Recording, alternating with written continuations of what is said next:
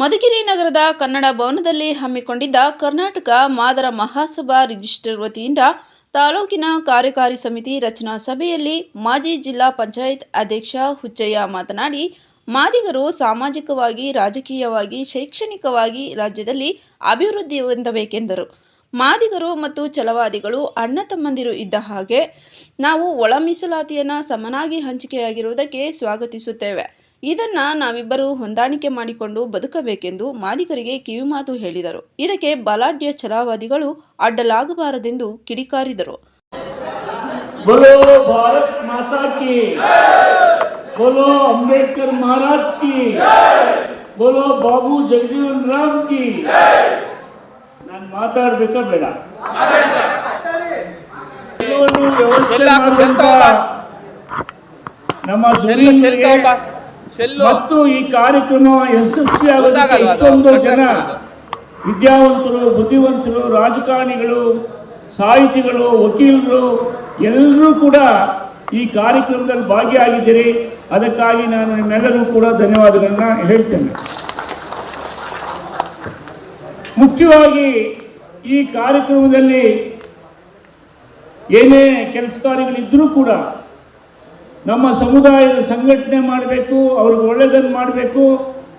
ನಾನು ನಿಮ್ಮ ಜೊತೆಯಲ್ಲಿ ಪ್ರವಾಸ ಮಾಡಿ ಈ ಜನರನ್ನ ನೋಡಬೇಕು, ಕೆಲಸ ಮಾಡಬೇಕಂತ ಬಂದಿರುವಂಥ ನಮ್ಮ ಹಿರಿಯರು ಮತ್ತು ಇದೇ ಕ್ಷೇತ್ರದಲ್ಲಿ 2 ಸಾರಿ ಶಾಸನಸಭಾ ಸದಸ್ಯರಾಗಿ ನಮ್ಮವರ ಜೊತೆ ಶಾಸಕ ಅಂತ ಅನ್ನೋ ಹಮ್ಮು ಬಿಮ್ಮುಗಳನ್ನ ಇಟ್ಕೊಂಡಂಗೆ ನಾನು ಒಬ್ಬ ಅಣ್ಣ ತಮ್ಮ ಅನ್ನೋ ರೀತಿಯಲ್ಲಿ ಕೆಲಸ ಮಾಡಿರುವಂಥ, ನಾನು ಅವಾಗ ನನಗೂ ಒಂದು 35-36 ವರ್ಷ ಆಗಿತ್ತು ಅವ್ರು ಶಾಸಕರಾಗಿದ್ದಾರೆ. ನಾನು ಅವ್ರ ಜೊತೆ ಬಂದಿದ್ದೆ. ಯಾವುದೋ ಹಳ್ಳಿಗೆ ಪೆಟ್ರೋಲ್ ಮಾರ್ಕ್ಸ್ ಇಟ್ಕೊಂಡು ಆ ಜಮೀನನ್ನು ಪರಿಶೀಲನೆ ಮಾಡಕ್ಕೆ ಬಂದಿದ್ರು. ದರ್ಖಾಸ್ತು ಕಮಿಟಿನಲ್ಲಿ ಅವರಿಗೆ ಸಾಗುವಳಿ ಚೀಟಿ ಕೊಡಬೇಕಂತ. ಅವರು ಪ್ರಾರಂಭ ಮಾಡಿದಂಥ ಒಂದು ರಾಜಕೀಯ ಬೆಳವಣಿಗೆಯಲ್ಲಿ ಇಷ್ಟು ಜನ ಎಲ್ಲರೂ ಕೂಡ ನಾವು ರಾಜಕೀಯದಲ್ಲಿ ಲೀಡರ್ಗಳಾಗಿ ಈ ತಾಲೂಕಿನಲ್ಲಿ ಮುಂದೆ ಬಂದಿದ್ದೀವಿ. ನನಗೆ ಗೊತ್ತಿರೋ ಹಂಗೆ ಅವ್ರ ಕಾಲದಲ್ಲಿ ಇದ್ದಂಥ ಯುವಕರು ರಾಜಕೀಯದಲ್ಲಿ ನಾವೆಲ್ಲ ಸಮರ್ಥರಿದ್ದೀವಿ ಅಂತ ಅನ್ನೋ ರೀತಿಯಲ್ಲಿ ಈ ತಾಲೂಕಿನಲ್ಲಿ ಮುಂದೆ ಬಂದಿದ್ದೀವಿ. ಇದು ಒಂದು ಸಂತೋಷದ ವಿಚಾರ. ವೇದಿಕೆ ಮೇಲೆ ಇದ್ದರೆ ನಮ್ಮ ಉಪಾಧ್ಯಕ್ಷರು ಬಂದಿದ್ದಾರೆ, ರಾಜ್ಯ ಮಟ್ಟದ ಅಧಿಕಾರಿಯಾದಂಥ ನಮ್ಮ ನರಸಿಂಹಣ್ಣ ಅವರು ಬಂದಿದ್ದಾರೆ, ಕೊಟ್ಟ ಶಂಕರ್ ಅವರು ಕಾರ್ಯದರ್ಶಿಗಳು, ಜಿಲ್ಲಾ ಕಾರ್ಯದರ್ಶಿಗಳು ಬಂದಿದ್ದಾರೆ, ಮತ್ತು ಉಪಾಧ್ಯಕ್ಷರಾದಂಥ ಮುಕುಂದ್ ಅವರು ಬಂದಿದ್ದಾರೆ, ಮತ್ತು ಇವರು ಹೋಗಿದ್ದಾರೆ, ಗಂಗರಾಜ್ ಅವರೆಲ್ಲ, ಮಾನ್ಯ ಇವರು ಕೂಡ ಪಾವಗಡದ ಮಾಜಿ ಶಾಸಕರು ಕೂಡ ಬಂದು ಹೋಗಿದ್ದಾರೆ, ನಿಮಗೆಲ್ಲ ತಿಳುವಳಿಕೆ ಕೊಟ್ಟಿದ್ದಾರೆ. ನನಗೆ ಟೈಮ್ ಇಲ್ಲದೆ ಇದ್ರೂ ಕೂಡ 5 ನಿಮಿಷದಲ್ಲಿ ಮುಗಿಸ್ತೇನೆ. ಇವತ್ತು ಮಾದಾರ ಮಹಾಸಭಾ ಪ್ರಾರಂಭ ಆಗಿದೆ. ಸತತವಾಗಿ 35 ವರ್ಷ ಒಳ ಮೀಸಲಾತಿಗಾಗಿ ಹೋರಾಟ ಮಾಡಿ ಒಳ ಮೀಸಲಾತಿಗೆ ಎಲ್ಲ ತಾಲೂಕಿನಲ್ಲಿ, ಮಧುಗಿರಿ ತಾಲೂಕಿನಲ್ಲೂ ಕೂಡ ಸೇನಾನಿಗಳಂಗೆ ಅದರ ವಿರುದ್ಧ, ಅದರ ಒಳ ಮೀಸಲಾತಿ ಪರವಾಗಿ ಹೋರಾಟ ಮಾಡಿ ಇವತ್ತು ಒಳ ಮೀಸಲಾತಿ ಸಿಕ್ಕಿದೆ. ಸುಪ್ರೀಂ ಕೋರ್ಟ್ನ ಆದೇಶ ಆಗಿದೆ, ಕರ್ನಾಟಕ ಸರ್ಕಾರದ ಕ್ಯಾಬಿನೆಟ್ನ ಆದೇಶ ಆಗಿ ಈಗಾಗಲೇ ಒಳ ಮೀಸಲಾತಿ ಜಾರಿಗೆ ಬರುವಂಥ ಸ್ಥಿತಿನಲ್ಲಿದೆ. ಕೆಲವು ಇಲಾಖೆಗಳು ಈಗಾಗಲೇ ಜಾರಿ ಕೊಡುವಂಥ ರೀತಿಯಲ್ಲಿ ನೋಟಿಫಿಕೇಶನ್ ಪ್ರಕಟಣೆಯನ್ನು ಕೂಡ ಹೊರಡಿಸಿದ್ದಾರೆ. ಮೊನ್ನೆ ಬ್ಯಾಕ್ಲಾಗ್ ವೇಕೆನ್ಸಿ 604 ಅನೌನ್ಸ್ ಮಾಡಿದ್ದಾರೆ. ಅದರಲ್ಲಿ ಎ ಗ್ರೂಪ್ಗೆ ಅಂದರೆ ಯಾರಿಗೆ? ಮಾದಿಗರಿಗೆ 76 ವೇಕೆನ್ಸಿ ಅನೌನ್ಸ್ ಮಾಡಿದ್ದಾರೆ. 76 ವೇಕೆನ್ಸಿ. ಬಿ ಗ್ರೂಪ್ನಲ್ಲಿ ನಮ್ಮ ಹೊಲೆಯರಿಗೆ, ಅಣ್ಣ ತಮ್ಮಂದಿರಿಗೆ 24 ಅನೌನ್ಸ್ ಮಾಡಿದ್ದಾರೆ. ಅವ್ರಿಗೆ 24, ನಮಗೆ 76. ಇನ್ನು ಸಿ ಗ್ರೂಪ್ಗೆ 15 ಮಾಡಿದ್ದಾರೆ, ಬೋವಿಲ್, ಅಂಬಾಣಿ ಮತ್ತು ಹಳೆಮಾರಿಗಳಿಗೆ. ಕಾರಣ ನಮಗೆ ಯಾಕೆ 76 ಬಂತು ಅಂದರೆ, ಹಿಂದೆ ಕೊಟ್ಟಂಥದ್ರಲ್ಲಿ ಕಡಿಮೆ ಕೊಟ್ಬಿಟ್ಟಿದ್ರು ನಮಗೆ. ಹಿಂದೆ ನೇಮಕ ಮಾಡುವಾಗ ಕಡಿಮೆ ಆಗಿದ್ದನ್ನು ಈಗ ಸರಿದೂಗಿಸಿ ಅದನ್ನು ಹಿಂದೆ ಬಿದ್ದಿದ್ದನ್ನೆಲ್ಲ ಮಾದಿಗರಿಗೆ ಕೊಡಬೇಕು ಅಂತ 76 ಕೊಟ್ಟಿದ್ದಾರೆ. ಆಯ್ತಾ? ಅದು ಕೊಟ್ಟ ಮೇಲೆ ಏನಾಗಿದೆ, ಈಗ ನಮ್ಮ ಛಲವಾದಿ ಬಂಧುಗಳು ಅದನ್ನು ವಿರೋಧಿಸಿ ಕೋರ್ಟ್ಗೆ ಹೋಗಿ ತಡೆ ತರಬೇಕಂತ MLAಗಳು, ಶಾಸಕರು, ಸನ್ಮಾನ್ಯ ಇಲ್ಲಿ ನೀವೆಲ್ಲ ಓಟಾಗಿ ಗೆಲ್ಸಿದ್ರಲ್ಲ, ಈಗ ಅಲ್ಲಿ ಕೊಟ್ಟಿಗೆರೆ ನನಗೆ ಗೆಲ್ಸಿ ಈಗ ಮಾನ್ಯ ಸಚಿವರಾಗಿದ್ದಾರಲ್ಲ ಮಾನ್ಯ ಪರಮೇಶ್ವರ್ ಅವರು ಮಹದೇವಪ್ಪ ಅವ್ರ ಹತ್ರ ಎಲ್ಲ ಇವರು ಛಲವಾದಿಗಳು ಹೋಗಿ ಅದನ್ನು ತಡೆ ಮಾಡಬೇಕಂತ ಒತ್ತಡ ಹಾಕ್ತಾ ಇದ್ದಾರೆ. ಮತ್ತು ಸರ್ವಾರ್ಧ ಇದ್ದರೆ ನಾವು ಮೈಸೂರಿನಿಂದ ಬೆಂಗಳೂರುವರೆಗೂ ಪಾದಯಾತ್ರೆ ಮಾಡ್ತೀವಿ ಅಂತಲೂ ಕೂಡ ಹೇಳಿದ್ದಾರೆ. ಅದು ಇದೆ, ಇದನ್ನು ನಿಮ್ಗೆ ಯಾರಿಗಾದ್ರೂ ಹಾಕ್ತೀವಿ. ಇಷ್ಟೊಂದು ಸ್ವಾತಂತ್ರ್ಯ ಬಂದಾಗಲಿಂದಲೂ ನಾವು ಅನುಭವಿಸ್ಕೊಂಡು ಬಂದಿರುವಂಥ ಸ್ಥಿತಿ ಕಷ್ಟವನ್ನು ಇವತ್ತು ಏನೋ ಒಳ ಮೀಸಲಾತಿ ಬಂದಿದೆ, ಸುಪ್ರೀಂ ಕೋರ್ಟ್ ಆದೇಶ ಆಗಿದೆ, ಅದನ್ನು ನಾವು ಅನುಭವಿಸುವಂಥ ಕಾಲ ಬಂದಾಗಲೂ ಕೂಡ ಹಿಂಸೆ ಕೊಡುವಂಥದ್ದನ್ನು ನೀವು 35 ವರ್ಷ ಒಳ ಮೀಸಲಾತಿ ಆಗದೇ ಇರೋದಕ್ಕೂ ಕೂಡ ನಮ್ಮ ಛಲವಾದಿ ರಾಜಕೀಯ ನಾಯಕರುಗಳೇ ಕಾರಣ. ಯಾಕೆಂದರೆ ಅದನ್ನೆಲ್ಲವನ್ನು ಕೂಡ ನಾವೇ ಅನುಭವಿಸ್ಬಿಡೋಣ ಅಂತ, ನಾವೇ ಸ್ವೀಕಾರ ಮಾಡಿಬಿಡೋಣ. ಈ ದಡ್ರು ಏನು ಯಾವಾಗಲೂ ಒಂದ್ಸಾರಿ ಕೂಗಾಡ್ತಾರೆ, ಸುಮ್ಮನಾಗ್ತಾರೆ ಅಂತ. ಆದರೆ 35 ವರ್ಷದ ನಂತರ ಸುಪ್ರೀಂ ಕೋರ್ಟ್ನ ಆದೇಶ ಆಗಿ ಇವತ್ತು ನಮಗೆ ಸೇರಿದ ಮೇಲೂ ಕೂಡ ಅವರಿಗೆ ಸಮಾಧಾನ ಇಲ್ಲ ಅಂದರೆ ನಾವೇನು ಮಾಡೋದು? ಆದರೆ ಒಂದಂತೂ ನಾನು ಹೇಳ್ತೀನಿ, ಯಾವ ನಮ್ಮ ಒಲೆಯ ಬಂಧುಗಳು ಈ ಮಾದಿಗರ ಜೊತೆ ಸೇರಿಕೊಂಡು ಸರಿಯಾದ ರೀತಿ ಹೋಗದೇ ಇದ್ದರೆ ಮುಂದೆ ತೊಂದರೆ ಆಗ್ತದೆ. ಕಾರಣ ಯಾಕೆ ಅಂದರೆ ಇವತ್ತು ಸಬ್ ಇನ್ಸ್ಪೆಕ್ಟರ್ದು 300 ಜನ ಸಬ್ ಇನ್ಸ್ಪೆಕ್ಟರ್ದು ಆಯ್ಕೆ ಆಗಿದೆ. ಗೋಪಾಲಣ್ಣವ್ರೆ, ಸಬ್ ಇನ್ಸ್ಪೆಕ್ಟರ್ 300 ಆಯ್ಕೆ ಆಗಿದ್ರೆ ನಮಗೆ ಅಲ್ಲಿಗೆ 17 54 ಸೀಟ್ ಕೊಡಬೇಕು. 54ರಲ್ಲಿ 60% ಲಂಬಾಣಿಗಳ ಆಯ್ಕೆ ಆಗಿದ್ದಾರೆ. ಎಷ್ಟು ಪರ್ಸೆಂಟು? 60%. ಅಲ್ಲಿಗೆ 60% ಅಂದರೆ 54ರಲ್ಲಿ 30 ಜನ ಅವರು ಆಯ್ಕೆ ಆಗಿದ್ದಾರೆ. ಇನ್ನು 24ರಲ್ಲಿ 10 ಜನನೋ 12 ಜನನೋ ಅವರು 12 ಇವರು 12 ಆಯ್ಕೆ ಆಗಿದ್ದಾರೆ. ಅಷ್ಟು ವೇಗವಾಗಿ ಪರಿಶಿಷ್ಟ ಜಾತಿಯಲ್ಲಿರುವಂಥ ಇತರೆ ಸ್ಪೃಶ್ಯ ಜನಾಂಗ ಮುಂದೆ ಹೋಗ್ತಾ ಇದ್ದಾರೆ. ಇದರಿಂದ ಎರಡೂ ಜನಾಂಗಕ್ಕೆ, ಹೊಲೆಯರಿಗೆ ಮತ್ತು ಮಾದಿಗರ ಸ್ಪೃಶ್ಯರಿಗೆ ಅನ್ಯಾಯ ಆಗ್ತಾ ಇದೆ. ಇದನ್ನು ಕಂಡು ನೀವು ಒಬ್ಬರನ್ನೊಬ್ಬರು ವಿಶ್ವಾಸದಲ್ಲಿ ಹೋಗಿ ನಮಗಿರುವಂಥ ಪಾಲನ್ನು ಪಡ್ಕೋಬೇಕೇ ವಿನಃ ಈ ರೀತಿಯಾದಂಥ ಮೋಸ ಮಾಡಬಾರ್ದು. ಈಗ ನಮಗಿರುವಂಥದ್ದು 6%, ಅವ್ರಿಗಿರುವಂಥ 6% ಈಗಾಗಲೇ ತೀರ್ಮಾನ ಆಗಿದೆ. ಅದರಲ್ಲಿ ಬದಲಾವಣೆ ಮಾಡೋಕ್ಕಂತೂ ಆಗದೇ ಇಲ್ಲ. ಆ 6%ಅನ್ನು ನಾವು ಅನುಭವಿಸ್ಕೊಂಡು ಹೋಗ್ಬೇಕೇ ವಿನಃ ಬ್ಯಾಕ್ಲಾಗ್ ವೇಕೆನ್ಸಿನಲ್ಲಿ ಇವ್ರು ಜಾಸ್ತಿ ಬಂದ್ಬಿಡ್ತು ಅಂತ ಹೊಟ್ಟೆ ಕಿಚ್ಚಿಬಿಡುವಂಥದ್ದು ಸರಿಯಾದ ಕ್ರಮ ಅಲ್ಲ. ಇದು ಒಂದು ಭಾಗ, ಯಾವುದೇ ತೊಂದರೆ ಇಲ್ಲ. ಆ ಕಾರಣಕ್ಕೋಸ್ಕರ ಮುಂದೆ ಬರುವಂಥ ವೇಕೆನ್ಸಿಗಳು ಉದ್ಯೋಗಕ್ಕೆ ನಮ್ಮಲ್ಲಿ ಅರ್ಹ ಅಭ್ಯರ್ಥಿಗಳು ಸಿಗದಿದ್ರೆ ಏನು ಮಾಡೋದು ಅಂತ ಹೇಳಿ ಈಗ ಮಾನ್ಯ ಮುನಿಯಪ್ಪನವರು, ಸನ್ಮಾನ್ಯ ಕಾರಜೋಳ ಅವರು, ನಾರಾಯಣ ಸ್ವಾಮಿ ಅವರು, ಆಂಜನೇಯ ಅವರು, ಇವರೆಲ್ಲ ನಮ್ಮ ಸಮುದಾಯದವರು ಸೇರಿಕೊಂಡು ಈ ಸಭಾದ ಮೂಲಕನೇ ಪ್ರತಿ ವರ್ಷ 100 ಜನ ಅಭ್ಯರ್ಥಿಗಳನ್ನ, ಅಂದರೆ ವ್ಯಾಸಂಗ ಮಾಡಿರುವಂಥ, ಡಿಗ್ರಿ ಮಾಡಿರುವಂಥ, PG ಮಾಡಿರುವಂಥ ಅಭ್ಯರ್ಥಿಗಳನ್ನ ಅವರು KAS, IAS ಮಾಡೋದಕ್ಕೆ, ಇತರೆ ಸ್ಪರ್ಧಾತ್ಮಕ ಪರೀಕ್ಷೆಗಳನ್ನ ಎದುರಿಸೋದಕ್ಕೆ ಅವರಿಗೆಲ್ಲ ಟ್ರೈನಿಂಗ್ ಕೊಡಿಸುವಂಥದ್ದನ್ನು 100 ಜನ ಅಭ್ಯರ್ಥಿಗಳಿಗೆ ಪ್ರತಿ ವರ್ಷ ಮಹಾಸಭಾ ಖರ್ಚಿನಲ್ಲೇ ಊಟ ವಸತಿ ಎಲ್ಲ ಕೊಟ್ಟು ಅವರಿಗೆ ತರಬೇತಿಯನ್ನು ಕೊಡಿಸುವಂಥ ವ್ಯವಸ್ಥೆಯನ್ನು ಮಾಡ್ತಾ ಇದ್ದಾರೆ. ಆ ಕಾರಣಕ್ಕಾಗಿ ನಮ್ಮ ಮಕ್ಕಳನ್ನು ಒಳ್ಳೆಯ ವಿದ್ಯಾವಂತರನ್ನಾಗಿ ಮಾಡೋದಕ್ಕೆ ನಾವೆಲ್ಲ ಕೂಡ ಪ್ರಯತ್ನ ಪಡಬೇಕು. ಇನ್ನು ಎರಡನೇದಾಗಿ ನಮಗೆ ಬರುವಂಥ ಸವಲತ್ತು ಈಗ ನಿಮ್ಗೆ ಎಷ್ಟು ಅನುಕೂಲ ಆಗ್ತಾ ಇದೆ ಅನ್ನೋದನ್ನು ಯೋಚನೆ ಮಾಡಿ. ಈ 6% ಮೀಸಲಾತಿನಲ್ಲಿ ಆರ್ಥಿಕ ಮೀಸಲಾತಿಯನ್ನು ಕೂಡ ಕೊಡಬೇಕಾಗ್ತದೆ. ಈಗಾಗಲೇ ಸನ್ಮಾನ್ಯ KH ಮುನಿಯಪ್ಪನವರು ಆಹಾರ ಇಲಾಖೆಯಲ್ಲಿ ಸುಮಾರು ಈಗ 3,000 ಚಿಲ್ಲರೆ ಇಡೀ ರಾಜ್ಯದಲ್ಲಿರುವಂಥ ಡಿಪೋಗಳು, ಫೇರ್ ಪ್ರೈಸ್ ಡಿಪೋ, ನ್ಯಾಯಬೆಲೆ ಅಂಗಡಿಗಳು, ಅವುಗಳಲ್ಲೂ ಕೂಡ ನೀವು 17% ಮೀಸಲಾತಿಯನ್ನು ತೆಗೆಯೋದಕ್ಕೆ ಈಗಾಗಲೇ ತೀರ್ಮಾನ ಮಾಡಿ ಅನೌನ್ಸು ಕೂಡ ಮಾಡಿಬಿಟ್ಟಿದ್ದಾರೆ.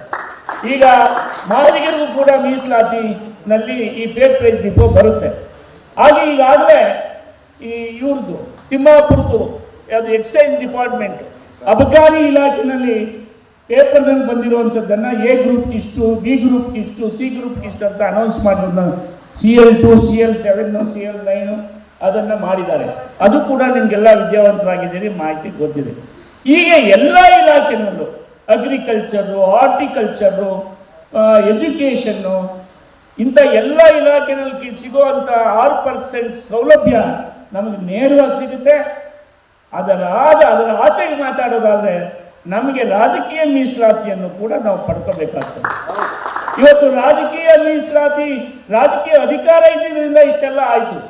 ಮುನಿಯಪ್ಪನವ್ರು ಮಾಡ್ತಾ ಇದ್ದಾರೆ, ಬಹಳ ಬುದ್ಧಿವಂತಿಕೆಯಿಂದ ಮಾಡ್ತಾ ಇದ್ದಾರೆ ಅಲ್ಲಿಯ ರಾಜ್ಯ ಮಟ್ಟದ ನಾಯಕರುಗಳೆಲ್ಲ. ಹಾಗೆ ನಮ್ಮಲ್ಲಿ ರಾಜಕೀಯ ಮುಂದಿನ ದಿನಗಳಲ್ಲಿ ರಾಜಕೀಯ ಸೌಲಭ್ಯಗಳು, ಮೀಸಲಾತಿಗಳು ಮಾದಿಗರಿಗೆ ಕೊಡಬೇಕು, ಬೇರೆಯವ್ರಿಗೆ ಕೊಡೋಕ್ಕಾಗಲ್ಲ. ಒಲೆಯರ ಪಾಲು ಒಲೆಯರಿಗೆ ಕೊಡಬೇಕು. ಸಿ ಗ್ರೂಪ್ನವ್ರಿಗೆ, ಲಂಬಾಣಿ, ಬೋವಿ ಇವ್ರಿಗೆಲ್ಲ ಅಲೆಮಾರಿಗಳಿಗೂ ಅವರು ಕೂಡ ಕೊಡಬೇಕು. ಈ ರೀತಿಯಾದಂಥ ಎಲ್ಲ ಒಂದು ಸೌಲಭ್ಯಗಳು ಹಂಚಿಕೆ ಹಾಕುವಂಥ ಸಂದರ್ಭದಲ್ಲಿ ನಾವೆಲ್ಲರೂ ಕೂಡ ಎಚ್ಚರಿಕೆ ಆಗಿರಬೇಕು. ನನ್ನನ್ನು ಜಿಲ್ಲಾಧ್ಯಕ್ಷನ ಮಾಡೋದು ನಂಗೆ ಬ್ಯಾಡಿ ಸ್ವಾಮಿ, ನನಗೆ ಯಾರನ್ನಾದರೂ ಮಾಡಿ ಕೆಂಚಮಾರಾಯನವ್ರ ಇನ್ನೊಬ್ಬರನ್ನ, ಆಮೇಲೆ ಬೈಕೆ ಬಾಲಕೃಷ್ಣ ಅಂತ ಅವ್ರದ್ದು ಆಸಕ್ತಿ ಇತ್ತು, ಯಾರನ್ನಾರ ಮಾಡ್ಕೊಳ್ಳಿ, ನಾನು 24 ಗಂಟೆ ಜನಾಂಗಕ್ಕೋಸ್ಕರ ಮಾಡೋಕ್ಕೆ ತಯಾರಿದ್ದೀನಿ ಅಂತ. ಆದರೆ ಇಲ್ಲ, ನೀವೇ ಆಗಬೇಕು ಅಂತ ಎಲ್ಲರೂ ಯುನಾನಿಮಸ್ ಆಗಿ ನಮ್ಮ ಗಂಗಾಹನುಮಾನ್ ಅವರು ಇಲ್ಲ ಉಚ್ಚಯ್ಯವರಾಗಬೇಕಂತ ಹೇಳಿದ್ರಿಂದ ಅದು ಅಂತಿಮ ಆಯಿತು. ಅವರು ನನ್ನ ಬಗ್ಗೆ ಇಟ್ಕೊಂಡಿರುವಂಥ ನಂಬಿಕೆಗೆ ನಾನು ಅವರಿಗೆ ಋಣಿಯಾಗಿದ್ದೆ. ಇನ್ನೊಂದು ತಿಳ್ಕೊಳ್ಳಿ, ನಾನು ಬಹಳ ಕೈ ಮುಗಿದು ನಾನು ಕಳಕಳಿಯಿಂದ ಮಾತಾಡ್ತೀನಿ. ಮಾದಿಗರಲ್ಲಿ ದೊಡ್ಡವ್ರು ಯಾರು, ಚಿಕ್ಕವ್ರು ಯಾರು? ದೊಡ್ಡವ್ರು ಯಾರು, ಚಿಕ್ಕವ್ರು ಯಾರು? ನಾವೆಲ್ಲ ಅಣ್ಣ ತಮ್ಮಂದಿರು, ಒಂದು ತಾಯಿಯ ಮಕ್ಕಳು, ಒಂದು ರಕ್ತದಿಂದ ಬಂದಿರುವಂಥ ನಾವೆಲ್ಲ ಮಾದಿಗರು. ಆದರೆ ನಾವು ಚಿಕ್ಕವನು, ಇವನು ದೊಡ್ಡವನು, ಬುದ್ಧಿಲ್ದವ್ರು ಹೇಳ್ಕೋಬೇಕಷ್ಟೇ. ಅವೆಲ್ಲ ತಲೆಯಲ್ಲಿ ಬುದ್ಧಿಲ್ದೇ ಇರೋರು, ಇವ್ರು ಚಿಕ್ಕವರು, ಅವ್ರು ದೊಡ್ಡವರು, ಬುದ್ಧಿಲ್ದವ್ರು ಹೇಳ್ಕೋಬೇಕು. ಅದು ಕ್ಷೀಣ ಮತಿ ಇರುವಂಥವ್ರು, ತಲೆನಲ್ಲಿ ಬುದ್ಧಿನೇ ಇಲ್ಲ ಅಂತ ಅನ್ನೋರು ಅವ್ರು ದೊಡ್ಡವರು, ಇವ್ರು ಚಿಕ್ಕವರು ಅಂತ ವಾಸನೆ ಏನಾರ ಬಂದರೆ ಅಂಥವ್ರನ್ನ ಹಿಡಿದು ನಿಲೆ ಹಾಕ್ಬೇಕು. ಹೆಂಗೆ ದೊಡ್ಡವನು, ಇನ್ನು ಹೆಂಗೆ ಚಿಕ್ಕವನು ಹೇಳಪ್ಪ ಅಂತ. ಗರ್ಭುಡಿಗೆ ಯಾರು ತಗೊಂಡೋಗಲ್ಲ. ಆದ್ದರಿಂದ ನಾನು ಬಹಳ ನೋವಿನಿಂದ ಹೇಳ್ತಾ ಇದ್ದೀನಿ. ಅಂಥದ್ದು ಇಲ್ಲೆಲ್ಲೋ ಮುಸ್ಲಿದೆ ಮಧುಗಿರಿ ತಾಲೂಕಿನಲ್ಲಿ ತಿಳುವಳಿಕೆ ನನಗೆ ಬಂದಿದ್ದರಿಂದ ನಾನು ಹೇಳಬೇಕಾಗಿ ಬಂತು. ಯಾವನು ದೊಡ್ಡವನಲ್ಲ, ಯಾವನು ಚಿಕ್ಕವನಲ್ಲ, ನಾವೆಲ್ಲರೂ ನೊಂದಿದ್ದೀವಿ. ಇವತ್ತು ಎಲ್ಲ ರಾಜಕೀಯ 3-4 ರಾಜಕೀಯ ಪಕ್ಷಗಳಲ್ಲಿ ಸೇರ್ಕೊಂಡ್ಬಿಟ್ಟು ನಾವು ಅವರ ಗುಲಾಮರಾಗ್ಬಿಟ್ಟಿದ್ದೀವಿ. ಅವ್ರು ಹೇಳ್ದಂಗೆ ಅಣ್ಣನೂ ನೋಡಲ್ಲ, ಅಪ್ಪನೂ ನೋಡಲ್ಲ, ಚಿಕ್ಕಪ್ಪನೂ ನೋಡಲ್ಲ. ಯಾರೋ ರಾಜಕೀಯ ಲೀಡರ್ ಹೇಳಿದ್ರೆ ಅವನಂತ ಇದ್ಬಿಡ್ತೀವಿ. ಅದು ಆಗಬಾರ್ದು. ರಾಜಕೀಯದ್ದು ಪ್ರಶ್ನೆ ಬಂದಾಗ ನಮ್ಮವನು ಯಾರಾದರೂ ಒಬ್ಬ ಲೀಡರ್ ಅಂತ ನಿಂತ್ಕೊಂಡ್ರೆ, ಅವನು ಯಾವುದೇ ಪಾರ್ಟಿನಲ್ಲಿ ನಿಂತ್ಕೊಂಡ್ರೆ ಅವನಿಗೆ ಸಪೋರ್ಟ್ ಮಾಡಿ ಅವನನ್ನು ಆಯ್ಕೆ ಮಾಡ್ಕೋಬೇಕು ಅಂತ ನಾನು ನಿಮ್ಮನ್ನು ಕೈ ಜೋಡಿಸಿ ನಾನು ಇದು ಮಾಡ್ತೇನೆ. ಯಾಕೆಂದರೆ ನಾಳೆ ಜಿಲ್ಲಾ ಪಂಚಾಯಿತಿ, ತಾಲೂಕ್ ಪಂಚಾಯಿತಿಗಳು ಬರ್ತಾ ಇದೆ. ನಮ್ಮವ್ರು ಹೆಚ್ಚು ತಾಲೂಕ್ ಪಂಚಾಯಿತಿ, ಜಿಲ್ಲಾ ಪಂಚಾಯಿತಿನಲ್ಲಿ ಗೆದ್ದರೆ ನಮಗೆ ಅನುಕೂಲ ಆಗ್ತದೆ, ಅಧಿಕಾರ ಬರ್ತದೆ, ಜನಗಳ ಸೇವೆ ಮಾಡ್ಬೋದು. ಇಲ್ಲೇ 2 ತಾಲೂಕ್ ಪಂಚಾಯಿತಿ ಸದಸ್ಯರುಗಳು ನಮ್ಮವರು ಇದ್ರೂ ಕೂಡ ನಾವು ಅಧ್ಯಕ್ಷರಾಗಲಿಲ್ಲ. ಅಧ್ಯಕ್ಷರಾಗಿಲ್ವಾ?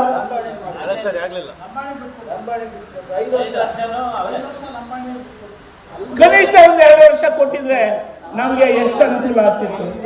ಆದ್ರಿಂದ ಅದನ್ನು ಗಟ್ಟಿಯಾಗಿ ಕೇಳುವಂಥ ರೀತಿಯಲ್ಲಿ, ಅನುಭವಿಸುವಂಥ ರೀತಿಯಲ್ಲಿ ಮಾಡೋದ್ರಿಂದ ನಾವು ಇರಬೇಕೇ ಹೊರತು ಸಂಘಟನೆ, ನಾವೆಲ್ಲ ಸಂಘಟನೆಯಲ್ಲಿ ಇರಬೇಕು.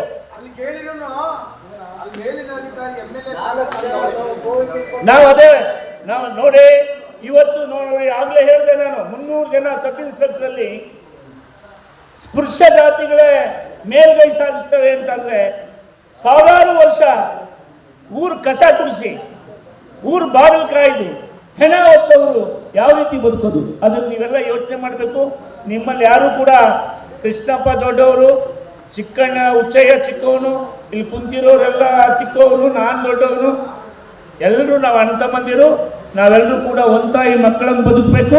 ಯಾವುದೇ ರಾಜಕೀಯ ಪಕ್ಷ ಆಗಲಿ, ಅವರೆಲ್ಲ ಹೆಂಗೆ ಮಾಡ್ತಾವ್ರೆ? ಅದನ್ನು ನಾವು ಯಾಕೆ ಕಲ್ತ್ಕೊಳ್ಳಂಗಿಲ್ವಾ? ನಾವು ಮಾದಿಗರ ಮಹಾಸಭಾ ಯಾಕಪ್ಪ ಇದು ಮಾಡಿದ್ದು ಅಂದರೆ, ನೋಡಿ, ಈಗ ನಾನೊಂದ್ಸರಿ ಬೆಳಗಾವಿಗೆ ಹೋಗಿದ್ದೆ ಮೊನ್ನೆ ಅಸೆಂಬ್ಲಿ ಟೈಮ್ನಲ್ಲಿ. ಬೆಳಗಾವಿನಲ್ಲಿ KLE ಸೊಸೈಟಿ 300 ಎಕರೆ ಜಮೀನೆಲ್ಲ ಎಲ್ಲ ಯೂನಿವರ್ಸಿಟಿಗಳು, ಇಂಜಿನಿಯರಿಂಗ್ ಕಾಲೇಜ್, ಮೆಡಿಕಲ್ ಕಾಲೇಜ್ 300 ಎಕರೆ. ನೀವು ಗದಗ ಬಂದರೆ ಡಂಬಳ ಮಠದ್ದು ಅಲ್ಲೊಂದು 300 ಎಕರೆ ಇದೆ, ಮಧ್ಯದಲ್ಲಿ ಊರು ಮಧ್ಯ ಭಾಗದಲ್ಲಿ. ಆದರೆ ಚುಂಚನಗಿರಿ ಮಠದ್ದು ಬೇಜಾನ್ ಎಲ್ಲ ಕಡೆ ಇದೆ. ಎಲ್ಲರ ಸಂಘ, ಒಕ್ಕಲಿಗರ ಸಂಘ, ಇದು KLE ಸಂಘ, ಈಡಿಗರ ಸಂಘ, ಎಲ್ಲ ಜಾತಿಯವರು ಮುಂದುವರೆದಿದ್ದಾರೆ. ಅಲ್ಲದು ಮಾದಿಗರು ನಾವು ಕಟ್ಟ ಕಡೆ ಮನುಷ್ಯರಾಗ್ಬಿಟ್ವಲ್ಲ. ನಿಮಗೆ ಯಾರೋ ಒಬ್ಬ ಊಟ ಮಾಡಿಬಿಟ್ರೆ ಎಲ್ಲ ಊಟ ಮಾಡೋರ? ಮನೇಲಿರೋರೆಲ್ಲ ಪಕ್ಕದ ಮನೇನ ಉಂಡ್ಬಿಟ್ಟು ವಿಸ್ಕಿನ ಕುಡಿದು ಮಾಂಸನೇ ತಿಂತಾರಪ್ಪ.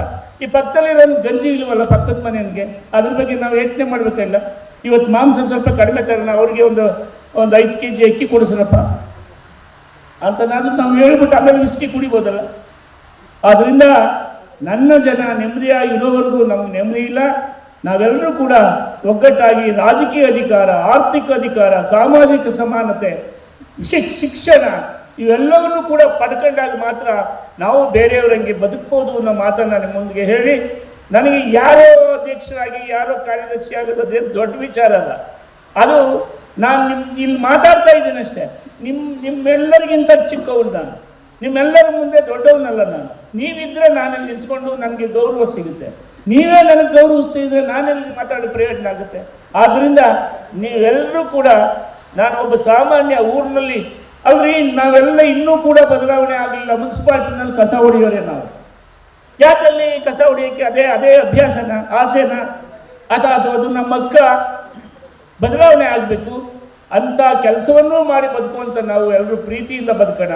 ಹೋರಾಟದಲ್ಲಿ ಅನ್ಯಾಯದ ವಿರುದ್ಧ ಹೋರಾಟ ಮಾಡೋಣ. ನಮ್ಮಲ್ಲೇ ಸಂಘರ್ಷ ಮಾಡ್ಕೊಳ್ಳೋದು ಬೇಡ. ನಾವು ಯಾವನೊಬ್ಬ ಸಂಪಾದನೆ ಮಾಡಿ ಹೇಗೋ ಬದುಕ್ತಾನೆ ಅಂತ ಒಂದು ಆಕ್ಷಣಕ್ಕೆ ನಮ್ಮವರೆಲ್ಲ ಬದುಕಿದ್ದಾರೇನ್ರಿ? ನಾನು ಜಿಲ್ಲಾ ಪಂಚಾಯತ್ ಅಧ್ಯಕ್ಷ ಆಗೋದಕ್ಕೆ ನಾನು ಎಲ್ಲರಿಗೂ ಏನು ಪಡಿಪತ್ತೆ ಅಳ್ದಿದ್ದೀನ? ನಿಮ್ಮ ಸೇವೆ ಮಾಡೋದು ಅಂತ ನಾನು ಅರ್ಥ ಮಾಡ್ಕೊಂಡು ಕೆಲಸ ಮಾಡಿದ್ದೀನಿ. ಯಾರಾದರೂ ನನ್ನ ಒಬ್ಬ ಭ್ರಷ್ಟಾಚಾರ ಮಾಡೋನೆ ಅಥವಾ ಇನ್ನೇನು ಪಕ್ಷಪಾತ ಮಾಡೋನೆ ಅಂತ ನನ್ನ ಎದುರುಗಡೆ ಬಂದರೆ, ಲೋಪ ಮಾಡಿದರೆ, ನಾನು ಅವ್ನು ಶರಣ ಆಗ್ತೀನಿ ನಾನು. ಏಕೆಂದರೆ ನಮಗೆಲ್ಲರೂ ಕೂಡ ಒಂದೇ. ನಮ್ಮ ಮಾದಿಗ ಜನಾಂಗ ಇವತ್ತು ಸಮಾಜದಲ್ಲಿ ಕಟ್ಟ ಕಡೆ ಇರೋದ್ರಿಂದ ನಾವು ಕೂಡ ಮುಂದೆ ಬರಬೇಕು. ನಮಗೆ ವಿದ್ಯಾಭ್ಯಾಸ ಒಂದೇ ಮುಖ್ಯ. ವಿದ್ಯಾಭ್ಯಾಸ ಮತ್ತು ರಾಜಕೀಯ ಅಧಿಕಾರ. ವಿದ್ಯಾಭ್ಯಾಸ ಮಾಡಿ ಚೆನ್ನಾಗಿ ಬಂದರೆ ಅಧಿಕಾರಿಗಳಾಗ್ತೀನಿ. ಈಗ ನನ್ನ ಮಗ ಜಡ್ಜ್ ಇದ್ದಾನೆ, ಒಬ್ಬ ದೊಡ್ಡ ಸ್ಥಾನದಲ್ಲಿ ಜಡ್ಜ್ ಇದ್ದಾನೆ. ಯಾವುದರಿಂದ ಬಂತದು? ವಿದ್ಯಾಭ್ಯಾಸದಿಂದ ಬಂತು. ರಾಜಕೀಯ ಅಧಿಕಾರ ಬಂದರೆ ನಾವು ಜನಕ್ಕೆ ಸೇವೆ ಮಾಡ್ಬೋದು, ಸಹಾಯ ಮಾಡ್ಬೋದು, ಅದನ್ನು ಅಧಿಕಾರ ಮಾಡ್ಬೋದು. ಅವೆರಡೂ ಮಾಡ್ಕೋಬೇಕು. ನಾವು ಮಕ್ಕಳನ್ನು ಓದಿಸಿ ದೊಡ್ಡ ಅಧಿಕಾರಿ ಮಾಡಬೇಕು. ಇವತ್ತು ನನ್ನ ಮೊಮ್ಮಕ್ಕಳೆಲ್ಲ ಫಾರಿನ್ನಲ್ಲಿ ಓದ್ತಾವ್ರೆ. ಯಾಕೆ? ನಮಗೆ ಆಸೆ ಅಲ್ಲಿಂದ ಓದಿ ಬಂದರೆ ಏನೋ ಒಂದು ದೊಡ್ಡ ಅಧಿಕಾರ ಸಿಗುತ್ತೆ ಅಂತ. ಗಂಗಣ್ಣಮ್ಮನವರು ಮತ್ತೆ ಇಲ್ಲಿ MLA ಆದರೆ, ಅವ್ರ ಮಂತ್ರಿ ಆದರೆ ನಮಗೆಷ್ಟು ಆನಂದ ಆಗುತ್ತೆ. ಆದ್ದರಿಂದ ನಾವು ರಾಜಕೀಯ ಅಧಿಕಾರ ಹಿಡಿಬೇಕು ಮತ್ತು ವಿದ್ಯಾವಂತರನ್ನಾಗಿ ಮಾಡಬೇಕು. ಎರಡನ್ನು ಮಾತನ್ನು ಹೇಳಿ, ಮತ್ತು ಇವತ್ತು ನಾನಾದರೂ ಇರೋದಿದ್ದ ಹಾಗೆ ಮಾತಾಡ್ಬಿಡ್ತೀನಿ. ನಮ್ಮ KH ಮುನಿಯಪ್ಪನವರು ಬಹಳ ಬುದ್ಧಿವಂತಿಕೆಯಿಂದ 1 ವರ್ಷದಿಂದ ವ್ರತ ಮಾಡ್ತಾವ್ರೆ, ಶಿವರಾತ್ರಿ ವ್ರತ. ಬಹಳ ಬುದ್ಧಿವಂತಿಕೆಯಿಂದ ಏನಾದರೂ ಮಾಡಿ ಇವರಿಗೆ ಹಕ್ಕನ್ನು ಕೊಡಿಸ್ಬೇಕು, ಮೀಸಲಾತಿಯನ್ನು. ಅವರ ಬುದ್ಧಿವಂತಿಕೆಯಿಂದ ಇವತ್ತು ನಮಗೆ ಅದೆಲ್ಲ ಸಿಕ್ಕಿದೆ. ಅವ್ರಿಗೆಲ್ಲ ರೀತಿಯಲ್ಲೂ ಕೂಡ ನಾರಾಯಣ ಸ್ವಾಮಿ ಅವರು, ಕಾರಜೋಳ ಅವರು, ಆಂಜನೇಯ ಅವರು ಮತ್ತು ಚಂದ್ರಪ್ಪ ಅವರು, ಇತರೆ ಎಲ್ಲ ಜನ ಸಪೋರ್ಟ್ ಮಾಡ್ತಾ ಇದ್ದಾರೆ. ಒಗ್ಗಟ್ಟಿಂದ ಯಾವ ರೀತಿ ಆ ರಾಜ್ಯ ಮಟ್ಟದಲ್ಲಿದ್ದಾರೋ, ನಾವು ಇಲ್ಲಿ ಸನ್ಮಾನ್ಯ ಗಂಗಣ್ಣಮ್ಮನವರು, ನಾನು, ಇನ್ನು ನಮ್ಮ ತಿಮ್ಮರಾಯಪ್ಪನವರು, ಇತರೆ ಕೃಷ್ಣಪ್ಪನವರು, ಯಾವುದೇ ಪಾರ್ಟಿನಲ್ಲಿ ನಾವೆಲ್ಲ ಅಂತ ಬಂದಿದ್ದು ಎಲ್ಲ ಒಗ್ಗಟ್ಟಾಗಿ ಹೋಗೋಣ. ನಾವೆಲ್ಲರೂ ಕೂಡ ಬದುಕೋದು ಕಲಿಯೋಣ ಅನ್ನೋ ಮಾತನ್ನು ಈ ಸಂದರ್ಭದಲ್ಲಿ ಹೇಳಿ ನಿಮ್ಮೆಲ್ಲರಿಗೂ ಹೊಂದಿಸಿ, ಅದಕ್ಕೆ ಮೊದಲು ನೀವೇನು ಪಟ್ಟಿ ಕೊಟ್ಟಿದ್ದೀರಿ, ಆ ಪಟ್ಟಿ ನನಗೆ ಅಧಿಕಾರ ಇಲ್ಲ. ಆ ಅಧಿಕಾರ ಅವರೇ ಈಗಾಗಲೇ ರಾಜ್ಯ ಮಟ್ಟಕ್ಕೆ ಕಳಿಸ್ತೀವಿ. ಅದನ್ನು ಕುಳಿತುಕೊಂಡು ಯಾರೇ ಆಗಲಿ ರೀ, ನಾವು ಒಟ್ಟಿನಲ್ಲಿ ಎಲ್ಲ ಮಾದಿಗರು ಒಂದಾಗಬೇಕು. ಯಾರ ನಿಮ್ಮಲ್ಲಿ ಯಾರೋ ಒಬ್ರು ಆಗ್ತಾರೆ, ಬೇರೆ ಆಗ್ತಾರಾ? ಯಾರೋ ಒಬ್ರು ಆಗ್ತಾರೆ. ಅವ್ರಿಗೆಲ್ಲರಿಗೂ ನೀವು ಸಪೋರ್ಟ್ ಮಾಡಿ ಈ ಜನಾಂಗವನ್ನು ಶಕ್ತಿಶಾಲಿಯನ್ನಾಗಿ ಮಾಡಬೇಕು. ಸಾಮಾಜಿಕವಾಗಿ, ಆರ್ಥಿಕವಾಗಿ, ರಾಜಕೀಯವಾಗಿ. ನಮ್ಮಲ್ಲಿ ನೋಡಿ, ಈ ತಾಲೂಕಿನಲ್ಲಿ ಹುಟ್ಟಿ ಗೋಪಾಲಣ್ಣವರು ಈ ತಾಲೂಕಿನಲ್ಲಿ ಹುಟ್ಟಿ ಅವರು ರಾಜ್ಯ ಸರ್ಕಾರದ ಪರವಾಗಿ ಸೈನ್ ಹಾಕಿದ್ದಾರೆ 3-4 ಇಲಾಖೆಯಲ್ಲಿ. ಅವ್ರ ಸೈನೇ ಸರ್ಕಾರದ ಸೈನ್ ಇದ್ದಂಗೆ.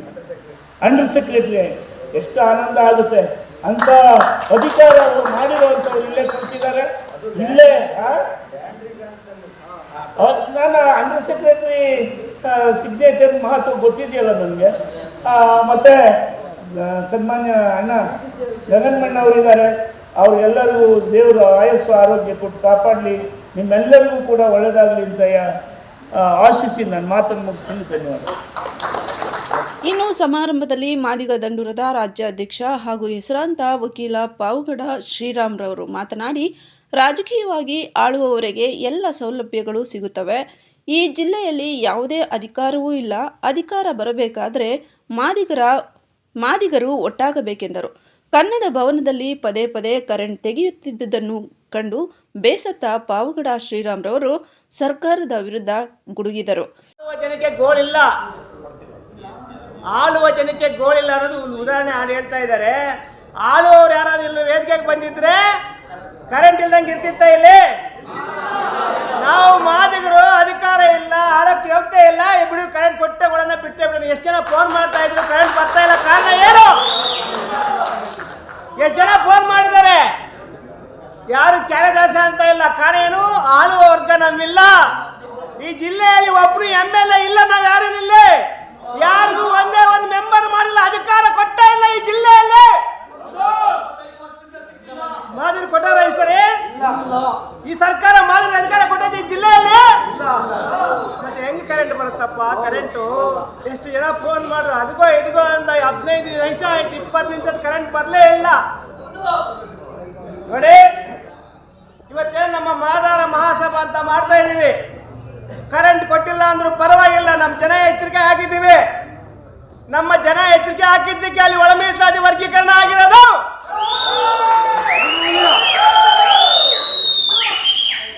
ಒಳ ಮೀಸಲಾತಿ ವರ್ಗೀಕರಣಕ್ಕೆ ಈ ಮಧುಗಿರಿ ತಾಲೂಕ್ ಪಾವಗಡ ಆದ್ಮೇಲೆ ಮಧುಗಿರಿ ತಾಲೂಕಲ್ಲಿ 80 ಗ್ರಾಮ ಶಾಖೆಗಳು ಆಯ್ತು ಒಳ ಮೀಸಲಾತಿ ವರ್ಗೀಕರಣ ಬೇಕು ಅಂತ.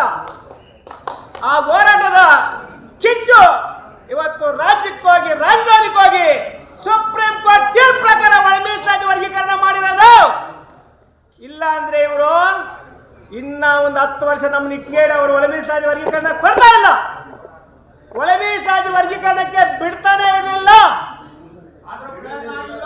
ಒಳ ಮೀಸಲಾತಿ ವರ್ಗೀಕರಣ ಆದ್ಮೇಲೆ ಈಗ ಏನು ಸುಪ್ರೀಂ ಕೋರ್ಟ್ ತೀರ್ಪಿನ ಪ್ರಕಾರ ವಿದ್ಯಾ ಉದ್ಯೋಗದಲ್ಲಿ ಈಗ ವಿದ್ಯೆಗೆ ಯಾರು ನಮ್ಮವರು MBBS ಆಗಿದೆ, MBBS ಆಗಿರೋರು MDಗೆ ಹೋಗ್ಬೇಕಾದ್ರೆ 3 ಕೋಟಿ ಆಗ್ತಾ ಇತ್ತು.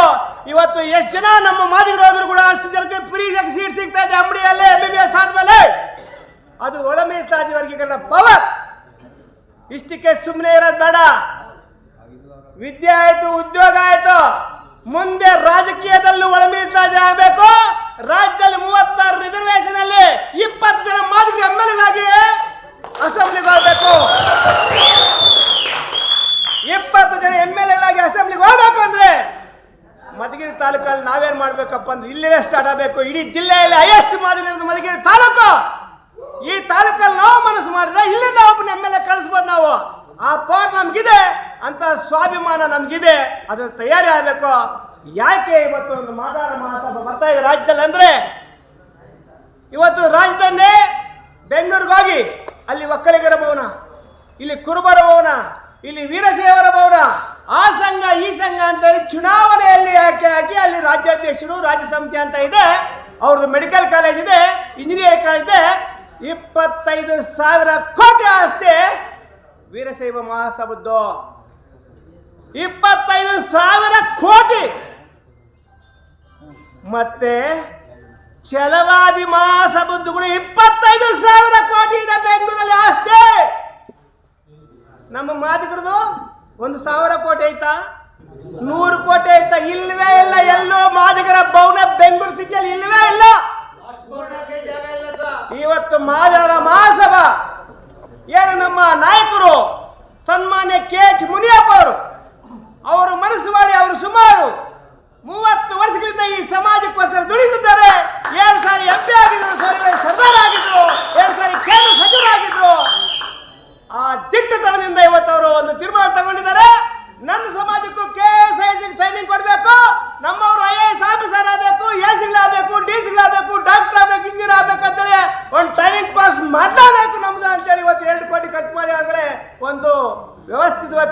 ರೆಡಿ ಮಾಡಿದ್ದಾರೆ KH ಮುನಿಯಪ್ಪ ಅವರು. ಅವ್ರ ಜೊತೆಗೆ ನಮ್ಮ ಗೋವಿಂದ ಕಾರಜೋಳ ಸಾಹೇಬರು, ನಮ್ಮ ಆನೇಕಲ್ ನಾರಾಯಣ ಸ್ವಾಮಿ ಅವರು, ನಮ್ಮ ತಿಮ್ಮರಾಯಪ್ಪ, ಎಲ್ಲ ಮಾಜಿ ಹಾಜರೆಲ್ಲರೂ ಕೂಡ ಈಗ ಸಪೋರ್ಟ್ ಮಾಡ್ತಾ ಇದ್ದಾರೆ. ನಾವ್ಯಾಕೆ ಮತ್ತೆ ಮಾದಾರ ಮಹಾಸಭಾ ಅಂದ್ರೆ ತಾಲೂಕ್ ತಿರುಗ್ತಾ ಇದೀವಿ ಅಂದ್ರೆ ನಾವೇನಾಗಿದ್ದೀವಿ ಅಂದ್ರೆ ಮನೆಗೊಂದು ಸಂಘ ಊರಿಗೊಂದು ರಾಜ್ಯಾಧ್ಯಕ್ಷ. ಇನ್ನು ಮೇಲೆ ಯಾವ ರಾಜ್ಯಾಧ್ಯಕ್ಷ ಬೇಡ, ಯಾವ ಜಿಲ್ಲಾಧ್ಯಕ್ಷ ಬೇಡ, ಯಾವ ತಾಲೂಕು ಅಧ್ಯಕ್ಷರು ಬೇಡ. ಎಲ್ಲರೂ ಕೂಡ ಮಾದಾರ ಮಹಾಸಂಘದಲ್ಲಿ ಕಾಂಗ್ರೆಸ್, ಬಿಜೆಪಿ, JDS ಎಲ್ಲ ಮಾದ್ರು ಒಂದಾಗಬೇಕು. ನಮಗೂ ಕೂಡ ಶೈಕ್ಷಣಿಕವಾಗಿ ಸಾಮಾಜಿಕವಾಗಿ ನಾವು ಬೆಳಿಬೇಕು.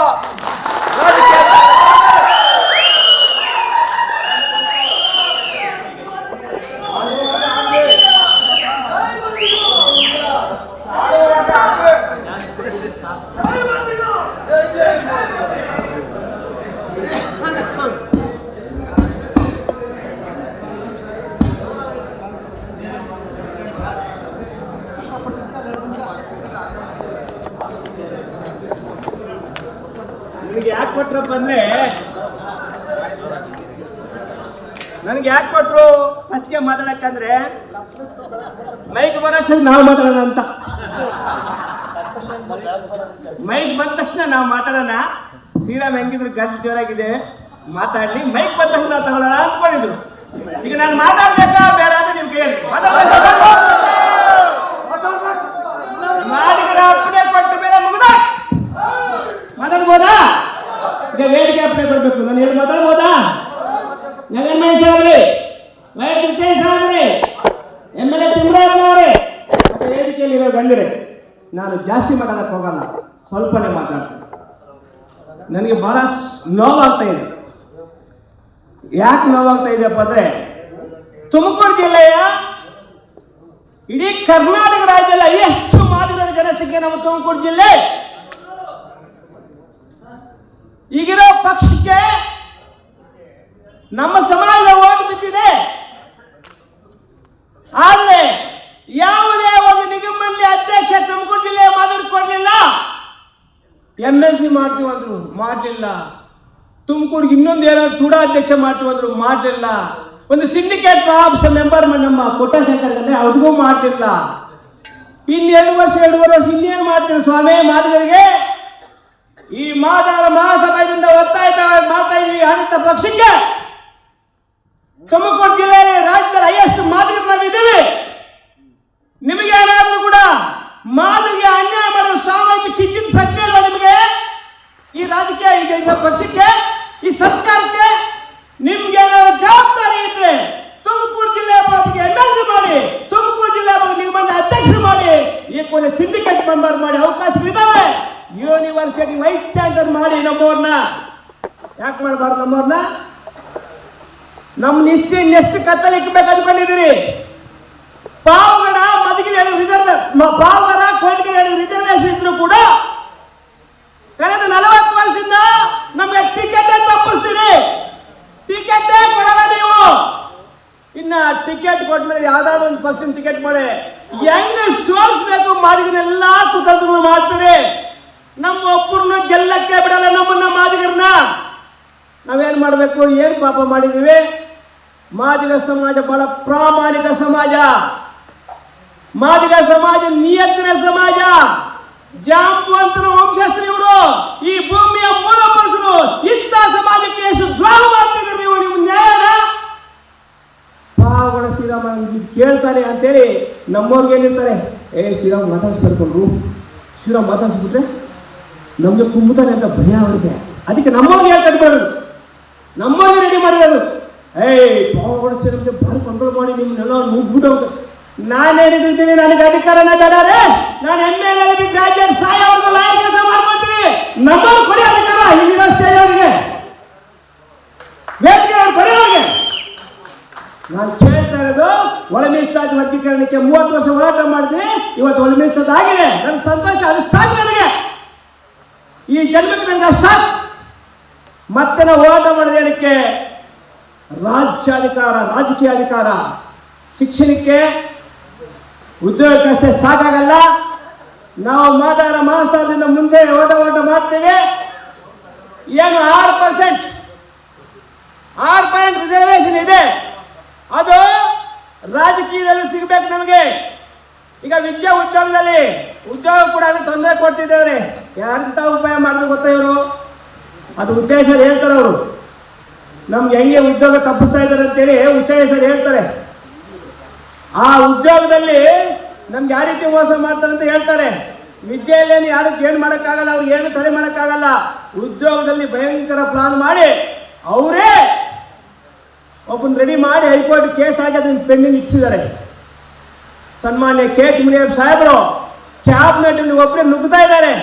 ಅವ್ರು ಅಡ್ಡಗಾಲಾಗಿ ಅವ್ರು ಜಾಸ್ತಿ ಜನ ಇದ್ದಾರೆ ತೊಂದರೆ ಮಾಡೋಕ್ಕೆ. ಒಂದಲ್ಲ ಎರಡು ಕಣ್ಣೀರಲ್ಲಿ KH ಮುನಿಯಪ್ಪ ಸಾಹೇಬರು ಕೈ ತೊಳಿತಾ ಇದ್ದಾರೆ. ಅವ್ರು ನೋವು ಹೇಳ್ಕೊಳ್ಳೋಕ್ಕೆ ಆಗ್ತಾ ಇಲ್ಲ. ಇಷ್ಟೆಲ್ಲ ಮಧ್ಯದಲ್ಲಿ ನಾವು ಕೂಡ ಸಮಾಜದ ಬಂಧುಗಳು ಎಚ್ಚೆತ್ಕೋಬೇಕಾಗುತ್ತೆ. ಸೂಕ್ಷ್ಮವಾಗಿ ಶತಾಯ ಗತಾಯ ನಮ್ಮ ಹಕ್ಕುಗಳು ನಾವು ಪಡಿಬೇಕಾಗುತ್ತೆ. ಎಲ್ಲೂ ಕೂಡ ನಾವು ರಾಜಿ ಆಗದಂಗೆ ನಮ್ಮ ಹಕ್ಕುಗಳು ಪಡೆಯೋಕ್ಕೋಸ್ಕರ ನಾವು ಹೋರಾಟಕ್ಕೆ ಸಂಸಿದ್ಧರಾಗಬೇಕು ಅಂತೇಳಿ ಏನು ಇವತ್ತು ನಮ್ಮ ಮಾದಾರ ಮಹಾಸಭಾದ ತಾಲೂಕು ಸಮಿತಿ, ಜಿಲ್ಲಾ ಸಮಿತಿ ಏನು ರಚನೆ ಮಾಡಕ್ಕೆ ಬಂದಿದ್ರೆ ಗಣ್ಯರು, ನೀವು ಕೂಡ ಬಹಳ ಪ್ರಶಾಂತವಾಗಿ ಈಗ ಏನಾಗಿದೆ ಬೇಡ. ಈಗ ನಾವು ಸಮುದಾಯ ಪರವಾಗಿ ಕ್ರಿಯಾಶೀಲವಾಗಿ ಸೃಜನಶೀಲವಾಗಿ ಯಾರು ದುಡಿಯೋಕ್ಕೆ ರೆಡಿ ಇರ್ತಾರೆ ಅಂಥವ್ರನ್ನ ಎಲ್ಲರ ಸಮ್ಮುಖದಲ್ಲಿ ಆಯ್ಕೆ ಮಾಡಿಕೊಂಡು ನಮ್ಮ ಲೀಡರ್ಸ್ನ ಒಪ್ಪಿಕೊಂಡು ನಾವು ಈ ಮಾದಾರ ಮಹಾಸಭಾದಲ್ಲಿ ಏನು ಉದ್ದೇಶಗಳಿದ್ದಾವೆ ಬಹಳ ಉತ್ತಮವಾದ ಗುರಿಗಳು. ಈಗ ನಮ್ಮ ರಾಜ್ಯ ನಾಯಕರಾಗಿ ನಮ್ಮ KM ತಿಮ್ಮರಾಯಪ್ಪ ರಾಜ್ಯ ಜಂಟಿ ಕಾರ್ಯದರ್ಶಿಯಾಗಿ ಮಾದಾರ ಮಹಾಸಭಾದಲ್ಲಿ ಅವರಿದ್ದಾರೆ.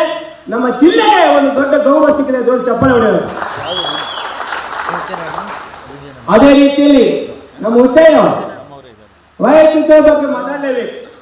ಯಾಕಂದ್ರೆ ಮಾದಿಗರ ಒಳಮೀಸಲಾತಿ ವರ್ಗೀಕರಣಕ್ಕೆ ಸ್ಟಾರ್ಟ್ ಆದಾಗ ಗಂಗಮ್ಮಯ್ಯವರು ಅವ್ರ ಮನೆಯಲ್ಲೇ ಒಂದು ದೊಡ್ಡ ಸಮಾವೇಶ ಮಾಡಕ್ಕೆ ಚಾಲನೆ ಕೊಟ್ಟರು ಕೂಡ ಹಳ್ಳಿಯಲ್ಲಿಗೆ ಹೋಗ್ಬೇಕಪ್ಪ ಅಂದ್ರೆ ನಮ್ಮ ವೈಯಕ್ತಿಕವರು ಟಿಪ್ಟೂರಿಂದ ಮಧುಗಿರಿವರೆಗೂ ಪ್ರತಿ ಗ್ರಾಮಕ್ಕೂ ನಾನು ಇದೀನಿ ಭಾಷಣ ಅಂತ ಬರ್ತಾ ಇದ್ರು. ಅವ್ರು ಜಿಲ್ಲಾ ಪಂಚಾಯತ್ ಮೆಂಬರ್ ಇದ್ರು ಕೂಡ ಅದು ಲೆಕ್ಕ ಮಾಡ್ದಂಗೆ ಸಮಾಜಕ್ಕೆ ಬರ್ತಾ ಇದ್ರು. ಇವತ್ತು ಅಂತ ಒಬ್ಬ ಸಮಾಜಕ್ಕೋಸ್ಕರ ದುಡಿಯೋ ವ್ಯಕ್ತಿ ಸನ್ಮಾನ್ಯ ವೈಯಕ್ತಿಕ ಅವರು ಜಿಲ್ಲಾಧ್ಯಕ್ಷ ಆಗಿರೋದು ಈ ಮಾದಾರ ಮಹಾಸಭಾಕ್ಕೆ ಒಂದು ದೊಡ್ಡ ಗೌರವ ಬಂದಿದೆ. ಅದಕ್ಕೊಂದು ಚಪ್ಪಾಳೆ ಅವರು. ಅವ್ರ ಜೊತೆಯಲ್ಲಿ ಏನು ನಮ್ಮ ಡಾಕ್ಟರ್ ಮುಕುಂದಣ್ಣವರು, ನಮ್ಮ ಕೊಟ್ಟ ಶಂಕರಣ್ಣವರು, ನಮ್ಮ ನರಸಿಂಹಣ್ಣವರು, ನಮ್ಮ ಗಂಗನ್ಮಯ್ಯ ಸಾರು, ನಮ್ಮ ಪ್ರೊಫೆಸರ್ ನರಸಿಂಹಯ್ಯ ಸಾರು, ನಮ್ಮ ಮಾಜಿ ಜಿಲ್ಲಾ ಪಂಚಾಯತ್ ಸದಸ್ಯರು ಮತ್ತು ಯಾವತ್ತೂ ಕೂಡ ನಮ್ಮ ಸಮಾಜ ಅಂದರೆ ಅತ್ಯಂತ ಅಭಿಮಾನ ನಮ್ಮ ಹೆಸರಿ ಕೃಷ್ಣಪ್ಪನವರು, ನಮ್ಮ ಏನು ನಮ್ಮ ನಿವೃತ್ತ ತಾಯಿಗಾರ್, ನಾನು ತಾಯಿಗಾರ್ ಗೋಪಾಲ ಸರ್ ಬಗ್ಗೆ ಒಂದು ಮಾತಾಡ್ತೀನಿ ಒಂದೇ ಮಾತು. ಅವರು ತುಮಕೂರಲ್ಲಿ ತಾಯಿಗಾರಿದ್ದಾಗ ತುಮಕೂರು ತಾಲೂಕಲ್ಲಿ ನಮ್ಮ ಮಾಲಿನ ಹುಡುಕಿ ಭೂ ಮುಂಜಾತಿ ಮಾಡ್ತಾರೆ ತಾಯಿಗಾರ್ ಗೋಪಾಲ. ಅದು ನಾನು ಅವ್ರ ಕಣ್ಣಾರೆ ಕಂಡಿದ್ದೀನಿ.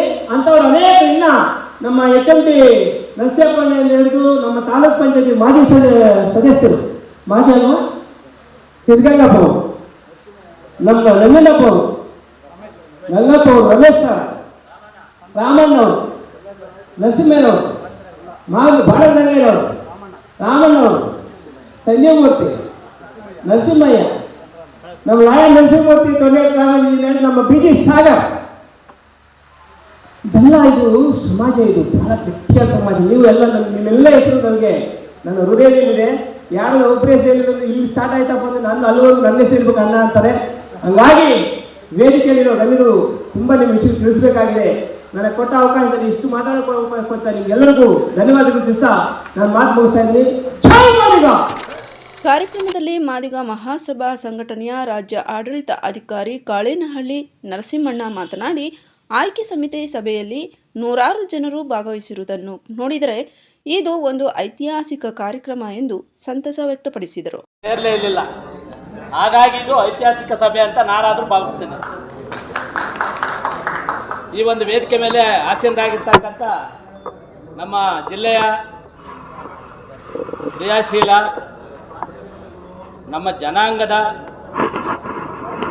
ಕ್ರಿಯಾಶೀಲ ಮಾಜಿ ಜಿಲ್ಲಾ ಪಂಚಾಯತ್ ಸದಸ್ಯರಾಗಿರ್ತಕ್ಕಂಥ ಅಧ್ಯಕ್ಷರಾಗಿರ್ತಕ್ಕಂಥ ಹಾಗೂ ಈ ಒಂದು ಮಾದರ ಮಹಾಸಭೆಯ ನೂತನ ಜಿಲ್ಲಾಧ್ಯಕ್ಷರಾಗಿರ್ತಕ್ಕಂಥ ಉಚ್ಚಾಯ ಸಾಹೇಬ್ರೆ, ನಮ್ಮ ಜಿಲ್ಲೆಯ ಮಾಜಿ ಶಾಸಕರಾಗಿರ್ತಕ್ಕಂಥ ಚಂದ್ರಪ್ಪಣ್ಣವರೇ, ಹಾಗೂ ನಮ್ಮ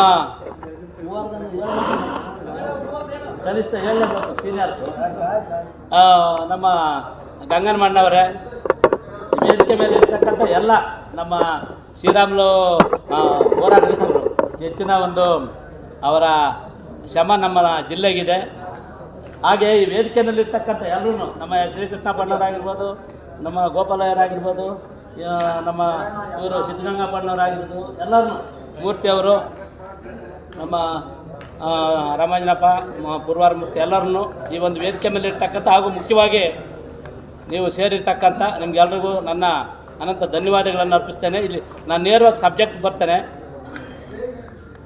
ಸನ್ಮಾನ್ಯ KH ಮುನಿಯಪ್ಪ ಸಾಹೇಬರು, ನಿಮಗೆಲ್ರಿಗೂ ತಿಳಿದಿರ್ತಕ್ಕಂತೆ ನಮ್ಮ ತಾಲೂಕಿನ ಬೀಗರು ಗೊತ್ತಿದೆಯಾ? ಅವರ ಒಂದು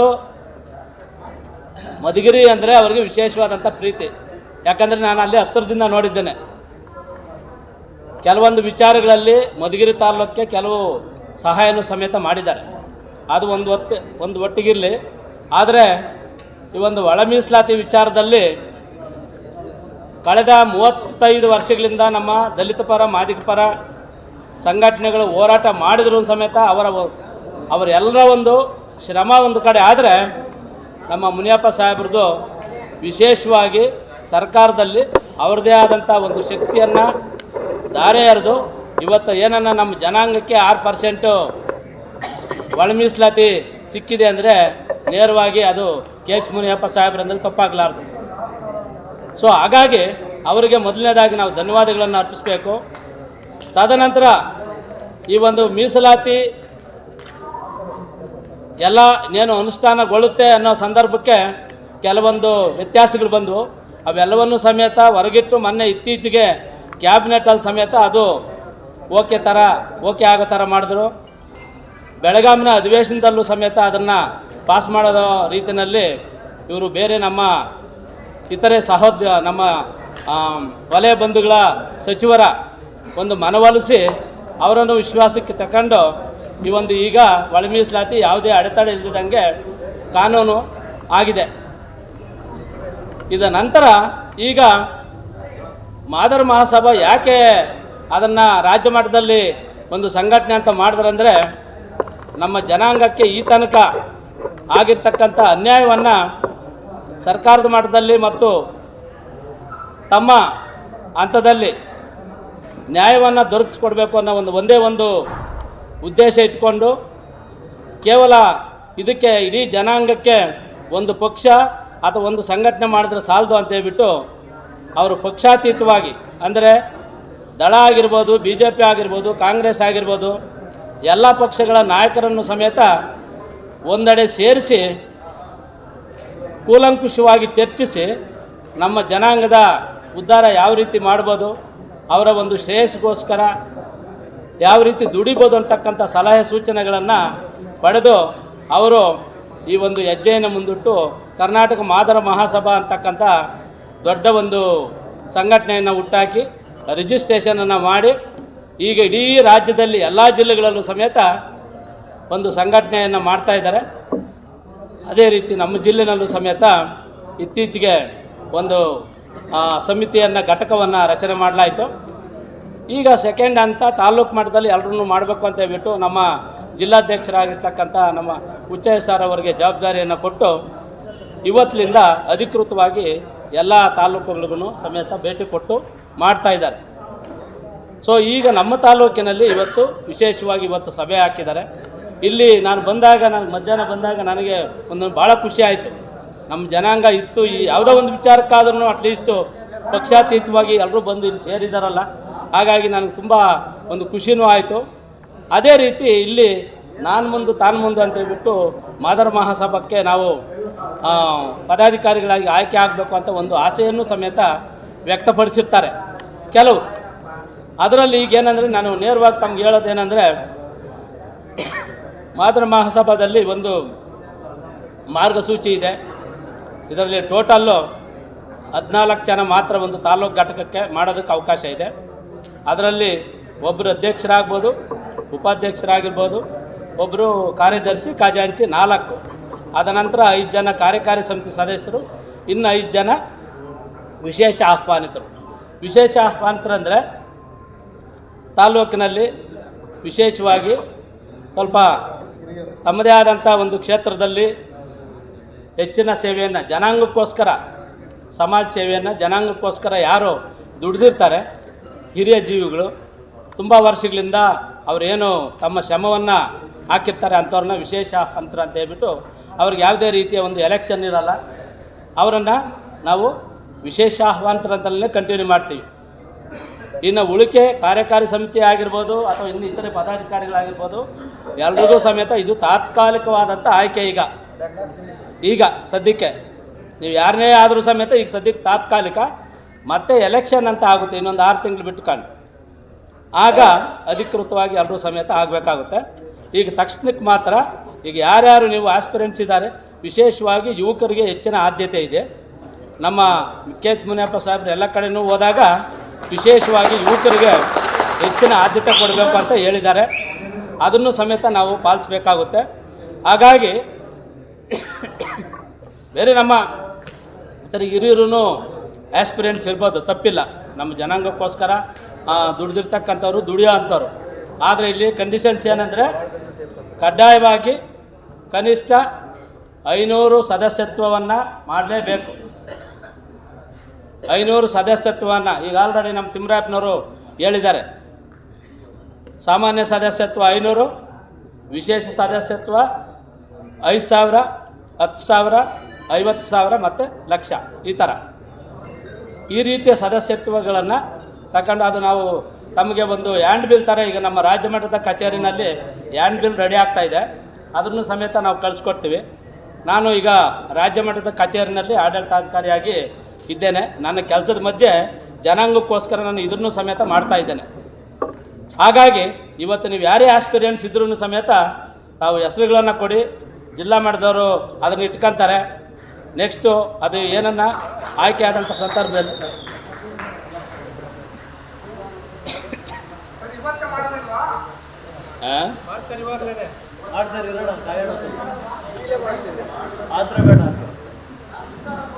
ಈಗ ನಾನು ಹೇಳ್ತೇನೆಂದರೆ, ಈಗ ನೇರವಾಗಿ ಆಸ್ಪಿರೆಂಟ್ಗಳಿದ್ದಾರೆ, ಅದು ಭಾಳ ಖುಷಿ. ಯಾಕಂದರೆ ಎಲ್ಲಿ ಹೆಚ್ಚಿನ ಒಂದು ಇದು ಸ್ಪರ್ಧೆ ಇರುತ್ತೆ ಅಲ್ಲಿ ಭಾಳ ಉತ್ತಮವಾದಂಥ ಒಂದು ಆಯ್ಕೆನೂ ಸಮೇತ ಆಗುತ್ತೆ. ಹಾಗಾಗಿ ನಾನು ಆಗಲೇ ಹೇಳ್ದಂಗೆ ನೀವು ಯಾರ್ಯಾರು ಆಕಾಂಕ್ಷಿಗಳಿರ್ತಾರೆ ಅವರು ನೇರವಾಗಿ ಪಟ್ಟಿಯನ್ನು ಕೊಡ್ಬೋದು. ಹೇಳ್ತೇವೆ, ಈಗ ಅಧ್ಯಕ್ಷರ ಭಾಷಣದಲ್ಲಿ ಅವ್ರು ಕೇಳ್ತಾರೆ, ಆಗ ಕೊಡಿ. ಇಲ್ಲಿ ಯಾರಿಗೂ ಸಮೇತ ನನಗೆ ಒಂದೇನಂದರೆ ತಮ್ಮಲ್ಲಿ ಒಂದು ವಿನಂತಿ ಅಂದರೆ, ಇಲ್ಲಿ ಯಾವುದೇ ರೀತಿ ನಮ್ಮ ಈಗ ಗಂಗಮ್ಮನವ್ರು ಹೇಳಿದ್ರು ಆಗಲೇ, ಯಾವುದೇ ರೀತಿಯ ಒಂದು ಮನಸ್ಸಲ್ಲಿ ಏನು ಇಟ್ಕೋಬಾರ್ದು. ನಾವು ಭಿನ್ನ ಭಿನ್ನ ವಿಚಾರಗಳನ್ನು ತಲೆಗಳಲ್ಲಿ ಇಟ್ಕೊಂಡು ಯಾವುದೇ ರೀತಿ ಅದನ್ನು ಇಟ್ಕೊಳ್ದಂಗೆ ನಾವೆಲ್ಲರೂ ಒಂದೇ, ಮಾಡಿದ್ರಂದ್ರೆ ಒಂದೇ ಅನ್ನೋ ರೀತಿಯಲ್ಲಿ ಮಾತ್ರ ಇದ್ದಾಗ ಮಾತ್ರ ನಾವು ನಮ್ಮ ಶಕ್ತಿಯನ್ನು ತೋರಿಸೋದಕ್ಕೆ ಸಾಧ್ಯ ಆಗುತ್ತೆ. ಅದಿಲ್ಲದೇ ಇದ್ದರೆ ನೀವು ಮತ್ತೆ ಬೇರೆ ಜನಾಂಗವನ್ನು ನೋಡಿ ಅವರು ನಮ್ಮನ್ನು ಆಡ್ಕೊಳ್ಳೋ ಅಂಥ ಪರಿಸ್ಥಿತಿ ಆಗುತ್ತೆ. ಇದರಲ್ಲಿ ನಾನು ಈಗಾಗಲೇ ಏನು ಪಟ್ಟಿ ಹೇಳಿದೆ ಅದರಲ್ಲಿ ಮಹಿಳೆಯರು ಸೇರಿರ್ತಾರೆ. ಒಬ್ಬರು ಕಡ್ಡಾಯವಾಗಿ ಒಬ್ಬರು ಮಹಿಳೆಯರು ಸಮೇತ ಇರಬೇಕಾಗುತ್ತೆ. ಅವರನ್ನು ಸಮೇತ ನೀವು ಸೂಚನೆ ಮಾಡಬೇಕಾಗುತ್ತೆ.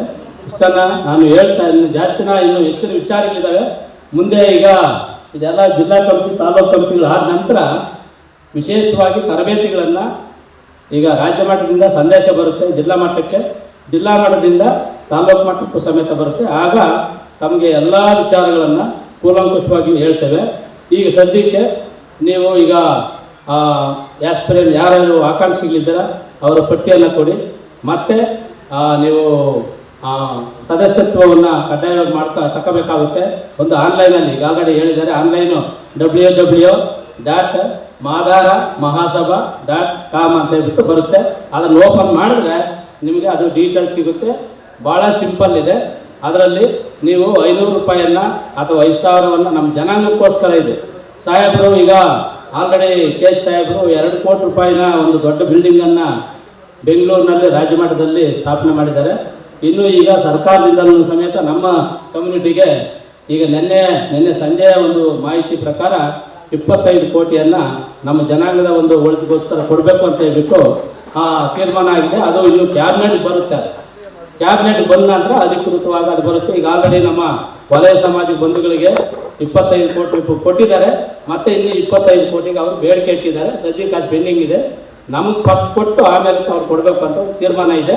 ಸೊ ಇದು ನಿಮ್ಮ ಗಮನದಲ್ಲಿರಲಿ. ಇಲ್ಲಿ ಯಾವುದೇ ರೀತಿಯ ಸ್ಪರ್ಧೆಗಳು ಬೇಡ ನಮ್ಮಲ್ಲಿ.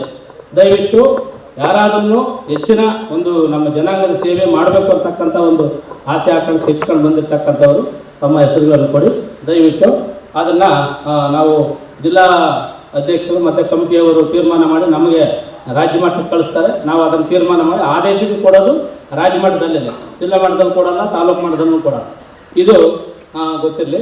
ದಯವಿಟ್ಟು ಇಷ್ಟನ್ನು ಗಮನದಲ್ಲಿ ಇಟ್ಕೊಳ್ಳಿ ಅಂತ ಈ ಮಾತನ್ನು ಆಡೋದಕ್ಕೆ ಎಲ್ರಿಗೂ ನನಗೆ ಅವಕಾಶ ಕೊಟ್ಟಿರ್ತಕ್ಕಂಥ ಎಲ್ರಿಗೂ ಸಮೇತ ವಂದಿಸುತ್ತೇನೆ. ಜೈ ಹಿಂದ್, ಜೈ ಮಾದಿಗ.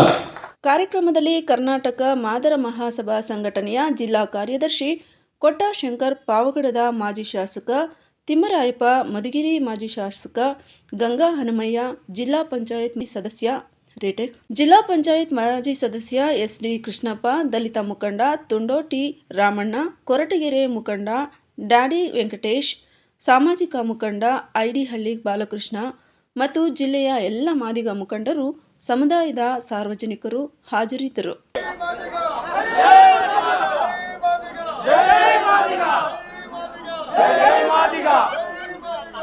ಜೈ ಮಾದಿಗ.